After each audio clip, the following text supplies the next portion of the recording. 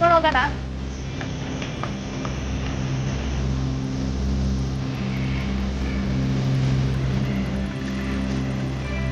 Hello everyone, welcome to Priya vlogs. ಎಲ್ಲರೂ ಹೇಗಿದ್ದೀರಾ?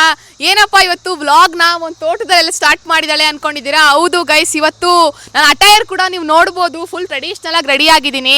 ನಾನೊಂದು ಡಿಫ್ರೆಂಟ್ ಆಗಿರೋ ಟೆಂಪಲ್ಗೆ ಹೋಗ್ತಾ ಇದ್ದೀನಿ. ಸೊ ಆ ಟೆಂಪಲ್ ಹೇಗಿದೆ ಏನು ಅಂತ ಈ ವ್ಲಾಗಲ್ಲಿ ಹಾಕಿರ್ತೀನಿ. ವ್ಲಾಗ್ನ ನೋಡಿ ಎಲ್ಲರೂ ಎಂಜಾಯ್ ಮಾಡಿ. ಸೊ ನೋಡ್ಬೋದು ನೀವು ನನ್ನ ಅಕ್ಕಪಕ್ಕ ಏನು ನೋಡ್ತಿದ್ರೆ ಎಲ್ಲ ಮಾವಿನ ಹಣ್ಣಿನ ಮರನೇ ಇದೆ.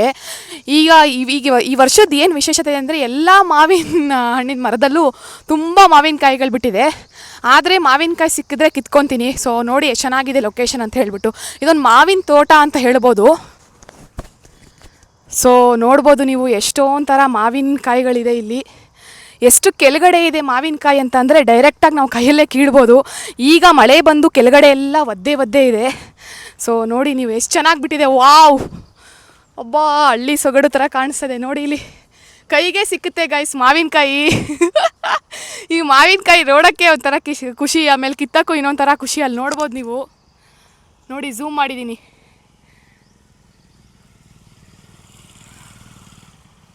ಫುಲ್ಲು ಮಾವಿನಕಾಯಿಗಳಿದೆ. ಸೊ ನೋಡ್ಬೋದು ಗೈಸ್, ಸುತ್ತಮುತ್ತ ಎಷ್ಟು ಮಾವಿನಕಾಯಿಗಳಿದೆ ಅಂತ ನನಗೆ ಏನು ಮಾತಾಡಲಿ ಅಂತಲೇ ಗೊತ್ತಾಗ್ತಿಲ್ಲ ಮಾವಿನಕಾಯಿ ನೋಡ್ಬಿಟ್ಟು. ಸೊ ನೋಡಿ ಎಷ್ಟು ಚೆನ್ನಾಗಿದೆ, ಫುಲ್ಲು ಕೆಂಪು ಬಣ್ಣದ ಮಾವಿನಕಾಯಿ. ಇವಾಗ ಹಣ್ಣಾಗ್ತಿದೆ ಈ ಮಾವಿನಕಾಯಿ. ಸೊ ನೋಡಿ ಎಷ್ಟು ಚೆನ್ನಾಗಿದೆ ಅಂತ ಹೇಳ್ಬಿಟ್ಟು ನನಗಂತೂ ಫುಲ್ ಖುಷಿ ಆಗ್ತಾಯಿದೆ. ಎಷ್ಟು ನನ್ನ ಸುತ್ತಮುತ್ತ ಎಲ್ಲ ಮಾವಿನಕಾಯಿಗಳೇ ಇದೆ ಗೈಸ್. ಮಾವಿನಕಾಯಿ ನೋಡೋಕ್ಕೆ ಒಂಥರ ಚಂದ ನೋಡಿ. ಈ ಥರ ಎಷ್ಟು ಚೆನ್ನಾಗಿದೆ ಮಾವಿನಕಾಯಿ. ಸೊ ಬನ್ನಿ ಒಂದೆರಡು ಮಾವಿನಕಾಯಿ ಕಿತ್ಕೊಂಡು ಹೋಗೋಣ. ಏ ನಮ್ದೇ ತೋಟ ಗುರು. ನೋಡಿ ಗಾಯ್ಸ್, ಮಾವಿನಕಾಯಿ ಸಖತ್ತಾಗಿದೆ. ನೋಡಿ ಈ ಥರ ಕಿತ್ಕೊಳ್ಳಿ ಪರವಾಗಿಲ್ಲ, ನಾವ್ ಹೇಳ್ತಾ ಇದೀವಿ, ನಿಮಗೆ ಎಷ್ಟು ಬೇಕಷ್ಟು ಕಿತ್ಕೊಳ್ಳಿ. Thank you aunty. ಸೊ ನೋಡಿ ಗಾಯ್ಸ್, ಫುಲ್ ಮಾವಿನಕಾಯಿ ಹಬ್ಬ ಇವತ್ತು. ಎಷ್ಟು ಚೆನ್ನಾಗಿದೆ ನೋಡಿ ಮಾವಿನಕಾಯಿ, ನೋಡೋಕ್ಕೆ ಒಂಥರ ಚಂದ. ಸೊ ಇನ್ನೊಂದೆರಡು ಕಿತ್ಕೊಳ್ಳೋಣ ಬನ್ನಿ. ಹಾಂ, ಕಿತ್ಕೊಂಡಿದ್ದೀನಿ ಗಾಯ್ಸ್, ಸಾಕು ಇಷ್ಟು. ಸೊ ಈಗ ದೇವಸ್ಥಾನದ ಕಡೆ ಹೋಗೋಣ ಬನ್ನಿ.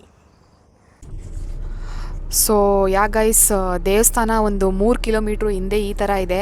ಈ ದೇವಸ್ಥಾನ ಇರೋದು ಒಂದು ಬೆಟ್ಟದ ಮೇಲೆ. ಸೊ ನೋಡ್ಬೋದು ನೀವು ಲೊಕೇಶನ್, ಹೋಗೋ ಜಾಗ ಎಷ್ಟು ಚೆನ್ನಾಗಿದೆ ಅಂತ ಹೇಳ್ಬಿಟ್ಟು. ಸುತ್ತಮುತ್ತ ಫುಲ್ ಗ್ರೀನರಿ ಇದೆ, ತೋಟ ಗಿಡಗಳೆಲ್ಲ. ಸೊ ವೆದರ್ ಕೂಡ ತುಂಬ ಚೆನ್ನಾಗಿದೆ. ಸೊ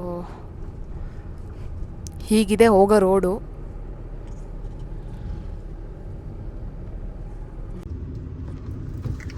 ಸೊ ಇದು ಎಂಟ್ರೆನ್ಸು. ಸೊ ನೀವಲ್ಲಿ ರೈಟ್ ತೊಗೊಂಡ್ಮೇಲೆ ಈ ಥರ ಎಲ್ಲ ಕಡೆ ನಿಮಗೆ ದಾರಿ, ದೇವಸ್ಥಾನಕ್ಕೆ ದಾರಿ ಅಂತ ಹಾಕಿರ್ತಾರೆ. ಅದನ್ನು ನೀವು ಫಾಲೋ ಮಾಡಿಕೊಂಡು ಹಾಗೆ ಹೋಗ್ತಾ ಇದ್ದರೆ ದೇವಸ್ಥಾನಕ್ಕೆ ರೀಚ್ ಆಗ್ತೀರಾ. ಸೊ ನೋಡಿ,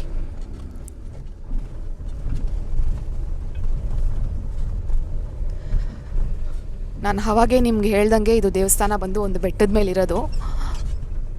ನೋಡಿ ಸುತ್ತಮುತ್ತ ಈ ಥರ ನೀರು ಎಲ್ಲ ಇದೆ.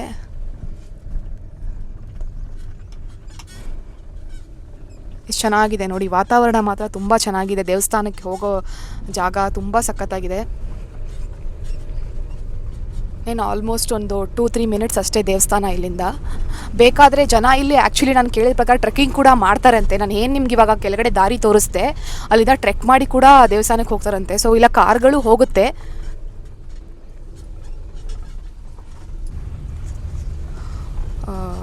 ಕಾರ್ ಕೂಡ ಈಸಿಯಾಗಿ ದಾರಿಲಿ ಹೋಗುತ್ತೆ.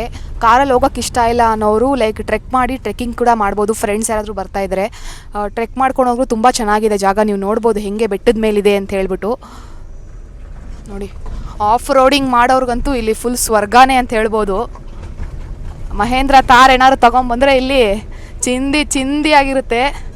ಸೊ ನೋಡಿ, ಯಾರಾದರೂ ಬರಬೇಕು ಅಂತ ಇದ್ದರೆ ಮಾತ್ರ ಬೆಸ್ಟ್ ಲೊಕೇಶನ್ನು, ಬೆಸ್ಟ್ ಟೆಂಪಲ್ ಅಂತ ಹೇಳ್ಬೋದು. ನೋಡಿ ಹೆಂಗಿದೆ ನೋಡಿ ಆಫ್ ರೋಡಿಂಗ್. ನಮಗೆ ಶಾಕ್ ಆಗ್ತಾಯಿದೆ, ಟೆಂಪಲ್ ಇದೆಯಾ ಇಲ್ವಾ, ಇದು ಎಲ್ಲಿ ಹೋಗ್ತಾ ಇದ್ದೀವಿ ಅಂತ. ಆಫ್ ರೋಡಿಂಗ್ ಮಾಡೋರ್ಗಂತೂ ಸ್ವರ್ಗ ಇದು. ಸೊ ಇವಾಗ ಆಲ್ರೆಡಿ ತುಂಬ ಕಡೆ ಈ ಥರ ಸಿಮೆಂಟ್ ರೋಡ್ಸ್ನ ಹಾಕಿ ರೆಡಿ ಮಾಡಿದ್ದಾರೆ.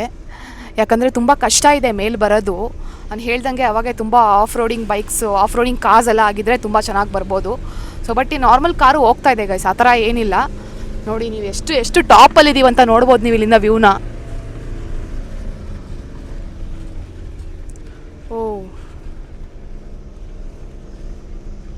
Finally we reach the temple guys. ನೋಡ್ಬೋದು ನನ್ನ ಮುಂದೆ ನಿಮ್ಗೆ ಏನು ಕಾಣ್ತಿದೆ ಇದೇ ದೇವಸ್ಥಾನ. ಆಲ್ಮೋಸ್ಟ್ ಅಲ್ಲಿ ತುಂಬ ಜನ ಬೈಕರ್ಸ್ ಬಂದಿದ್ದಾರೆ ಆಲ್ರೆಡಿ.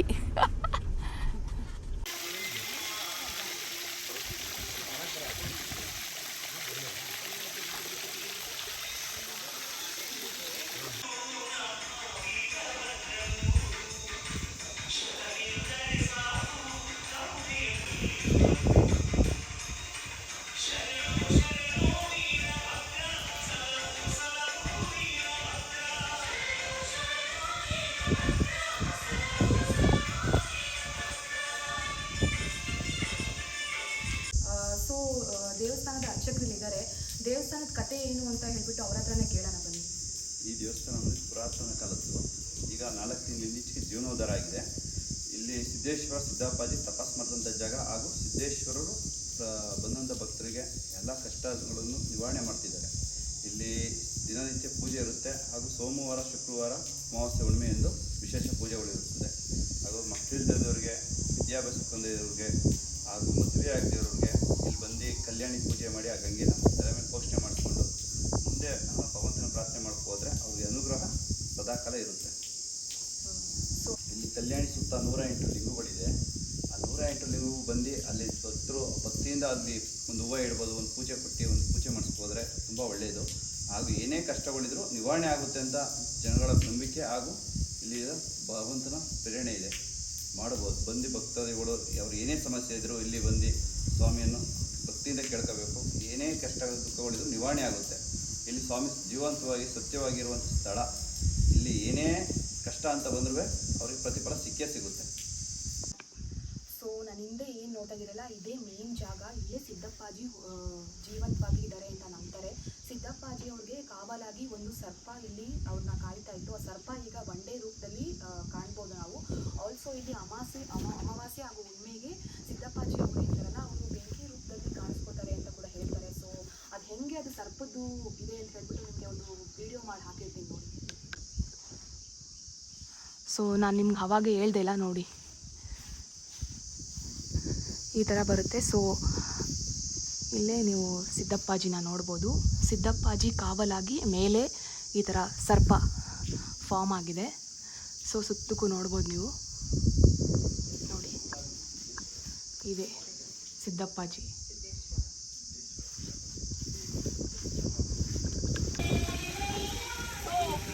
ಎಲ್ಲ ದೇವಸ್ಥಾನಗಳು ಒಂದಾಗಿದ್ರೆ ಈ ದೇವಸ್ಥಾನ ತುಂಬ ಡಿಫ್ರೆಂಟ್ ಆಗಿದೆ. ನನಗೂ ಇದೇ ಥರ ತುಂಬ ಡಿಫ್ರೆಂಟ್ ಎಕ್ಸ್ಪೀರಿಯನ್ಸ್ ಇದೆ ನೋಡಿ. ಎಲ್ಲ ಲಿಂಗಕ್ಕೂ ಈ ಥರ ನೀವು ಇಲ್ಲಿ ಏನು ನೀರು ಬರ್ತಿದೆಯಲ್ಲ, ಇದನ್ನು ತಗೊಂಡು ಹಿಂಗೆ ಅಭಿಷೇಕ ಮಾಡ್ತಾ ಬರೋದು. ಸೊ ನಾವು 101 ಲಿಂಗಕ್ಕೆ ಅಭಿಷೇಕ ಮಾಡೋದಂತೆ ಈ ಥರ ಪುಣ್ಯ ಯಾರಿಗೆ ಸಿಗುತ್ತೆ ಹೇಳಿ. ಸೊ ನೋಡಿ ಈ ಥರ ಎಷ್ಟು ಚೆನ್ನಾಗಿದೆ ಅಂತಂದರೆ ಹೇಳೋಕ್ಕೆ ಆಗಲ್ಲ ಈ ಭಾವನೆನ.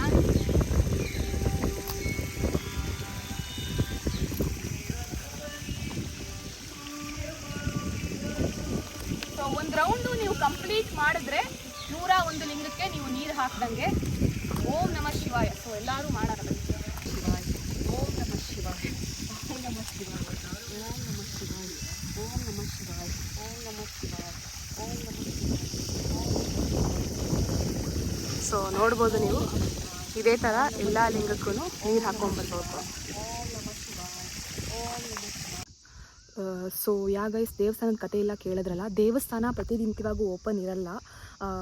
ಸೋಮವಾರ ಶುಕ್ರವಾರ ಅಮಾವಾಸ್ಯೆ ಹುಣ್ಣಿಮೆ ಅಂದು ಮಾತ್ರ ದೇವಸ್ಥಾನ ಓಪನ್ ಮಾಡ್ತಾರೆ ಇಲ್ಲಿ. ಆಲ್ಸೋ ಫುಲ್ ಡೇ ಓಪನ್ ಇರಲ್ಲ ದೇವಸ್ಥಾನ.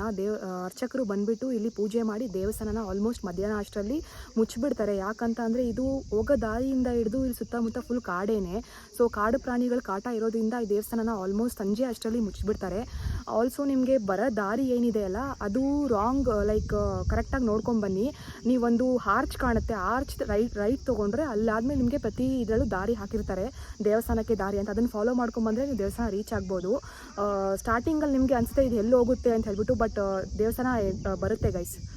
ಸೊ ಇಲ್ಲಿ ಯಾರೇ ಕಲ್ಯಾಣಿ ನೀರನ್ನ ಹಾಕಿಸ್ಕೋಬೇಕು ಅಂದರೆ ಬರ್ತಾ ನಿಮ್ಮ ಜೊತೆಗೆ ಒಂದು ಬಟ್ಟೆ ತೊಗೊಂಬನ್ನಿ. ಅಂದರೆ ನೀವೇನು ಬಟ್ಟೆ ಇಲ್ಲಿ ಹಾಕೋ ಬರ್ತೀರಲ್ಲ, ಕಲ್ಯಾಣಿದು ನೀರು ಹಾಕಿದ್ಮೇಲೆ ಆ ಬಟ್ಟೆನ ನೀವು ಇಲ್ಲೇ ಬಿಟ್ಟೋಗಬೇಕು. ಸೊ ಯಾರೇ ಏನಾದರೂ ಕಲ್ಯಾಣಿ ನೀರು ಹಾಕಿಸ್ಕೋಬೇಕು ಅಂತಂದರೆ ದಯವಿಟ್ಟು ಬರ್ಬೇಕಾದ್ರೆ ಜೊತೆಗೆ ಒಂದು ಬಟ್ಟೆ ತೊಗೊಬನ್ನಿ, ಯೂಸ್ಫುಲ್ ಆಗುತ್ತೆ. ಇಲ್ಲ ಬಟ್ಟೆ ತಂದಿಲ್ಲ ಅಂದರೆ ಇಲ್ಲಿ ನೀರು ಹಾಕಲ್ಲ ಅವರು. ಸೊ ಬರ್ತಾ ಜೊತೆಗೆ ಒಂದು ಬಟ್ಟೆ ತೊಗೊಂಬಂದು ಆ ಏನು ಬಟ್ಟೆ ಹಾಕ್ಕೊಂಡಿರ್ತಾರಲ್ಲ ಅದನ್ನು ಇಲ್ಲೇ ಬಿಟ್ಟೋಗಬೇಕು. ಸೊ ಇದೇ ಏಕೈಕ ದಕ್ಷಿಣ ಅಭಿಮುಖ ಲಿಂಗ. ಸೊ ನೀವು ದರ್ಶನ ಮಾಡ್ಕೊಳ್ಳಿ. ನನಗೂ ಎಕ್ಸ್ಪೀರಿಯೆನ್ಸ್ ತುಂಬ ಚೆನ್ನಾಗಿತ್ತು ಗೈಸ್. ಎಲ್ಲರೂ ಬನ್ನಿ, ಬರೋ ದಾರಿಯಿಂದ ಹಿಡಿದ್ಬಿಟ್ಟು ನೀವು ಇಲ್ಲಿ ಬಂತು ಒಂದೊಂದು ಏನು ಇಲ್ಲಿ ಸ್ಟೋರಿ ಎಲ್ಲ ಕೇಳಿದ್ರೆ ತುಂಬ ರೋಮಾಂಚನವಾಗುತ್ತೆ ಮೈ ಕೂಡ. ಎಲ್ಲರಿಗೂ ಒಂದು ಡಿಫ್ರೆಂಟ್ ಎಕ್ಸ್ಪೀರಿಯೆನ್ಸ್ ಇರುತ್ತೆ. ಎಲ್ಲರೂ ದೇವಸ್ಥಾನಕ್ಕೆ ಖಂಡಿತವಾಗೂ ಬನ್ನಿ. ಆಲ್ಸೋ ಈ ದೇವಸ್ಥಾನ ಎಲ್ಲರಿಗೂ ಶೇರ್ ಮಾಡಿ. ನೋಡ್ಬೋದು ನೀವು ಎಷ್ಟು ಚೆನ್ನಾಗಿದೆ. ವಾತಾವರಣ ಮಾತ್ರ ಸುತ್ತಕ್ಕೂ ತುಂಬ ಚೆನ್ನಾಗಿದೆ. ಅದಕ್ಕೆ ಇದೊಂದು ಬೆಟ್ಟದ ಮೇಲಿರೋ ದೇವಸ್ಥಾನ ಇದು. ನಾನು ಅವಾಗ ಹೇಳ್ದಂಗೆ ಬರೋರು ಕಾರಲ್ಲಿ ಕೂಡ ಬರ್ಬೋದು. ಆಲ್ಸೋ ಟ್ರೆಕ್ ಮಾಡ್ಕೊಂಬಂದರೆ ಇನ್ನೂ ಚೆನ್ನಾಗಿರುತ್ತೆ. ಸೊ ನೆಕ್ಸ್ಟ್ ಟೈಮ್ ಆದರೆ ನಾನು ಟ್ರೆಕ್ ಮಾಡೋಣ. ದೇವಸ್ಥಾನ ಬಂದ್ ಹೋಗ್ಬೋದು. ನಿಮ್ದಾಯ್ತಾ ಊಟ ಎಲ್ಲ? ಊಟ ಎಲ್ಲ ಆಯ್ತು. ಖುಷಿ ಆಯ್ತು. ನಾವ್ ಯಾರೋ ಬಂದು ಕಾಫಿ ಕುಡೀರಿ ಅಂದ್ರಲ್ಲ, ಅದೇ ನಮಗೆ ಹೊಟ್ಟೆ ತುಂಬಿತು. ಟ್ಯಾಂಕ್ಸ್. ಬನ್ನಿ ಒಂದು ಅಂತ ಹೋಗಿ ಬರೋರಿ. ಇಲ್ಲ ಪರವಾಗಿಲ್ಲ, ನಮ್ಮೂರ್ ಕಡೆಗೂ ಬನ್ನಿ. ಹೌದೇ? ನನ್ಗೆ ಗೊತ್ತಿಲ್ವಲ್ಲ ನಿಮ್ಮ ಅಡ್ರೆಸ್.